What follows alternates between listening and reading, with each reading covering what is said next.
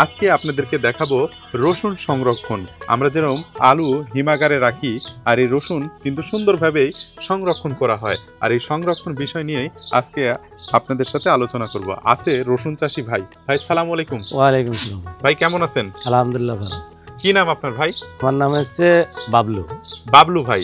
বাবলু ভাই যে রসুন কিভাবে সংরক্ষণ করে রাখছে এই বিষয় নিয়ে আজকে আপনাদের সাথে আলোচনা করব। ভাই এখানে তো দেখতে পাচ্ছি পুরো জায়গা জুড়ে শুধু রসুন আর রসুন। জি। কত মন রসুন আছে আপনার এখানে? আমার ধরেন এখানে আছে চারিপাশে টাঙ্গাইন আছে, তো আপনি টোটাল কত মন আছে?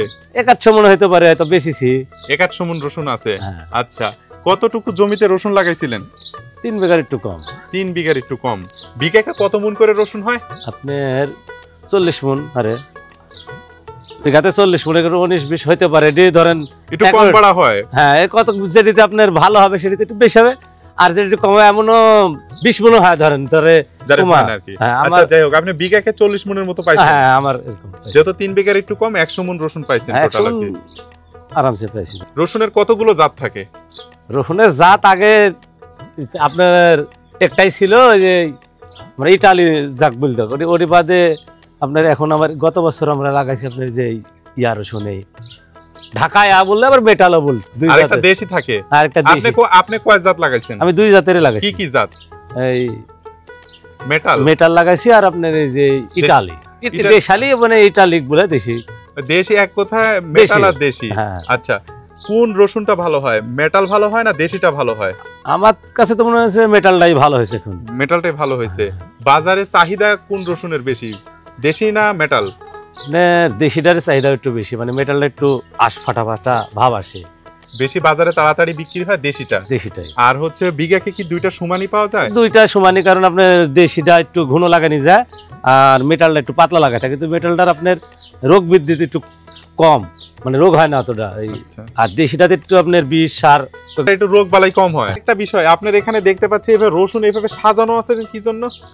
সাজানো আছে ধরেন আপনার এই রসুনটা আলো বাতাস যাবে, তারপরে এক জায়গাতে অনেক দিন টাঙ্গাই নিয়ে গেছে। আপনার নিচে যদি মেজের থেকে অত তো থোয়া যায় না, মেজের থেকে আপনার পচে যাবে। আবার এবার সাজানোর কারণ হচ্ছে পর্যাপ্ত পরিমাণে আলো বাতাস পাবে, বাতাস যাবে, পচবে না। আবার আপনার এই জিনিসটা বছর ভর রাখা যাবে। ধরেন এবার রেখে গাছ বাড়াবে, 1 বছরে এইভাবে থাকবে। হ্যাঁ, এই আপনি বিছনকালে আমরা বেশি দেব, সব বিছন নিচে রাখলে কি গাছ বাড়ায় যাবে? নিচে রাখলে আপনার গাছ বাড়া যাবে, পচে যেতে পারে। আর এইভাবে রাখলে কোনো গাছ বাড়াবে না।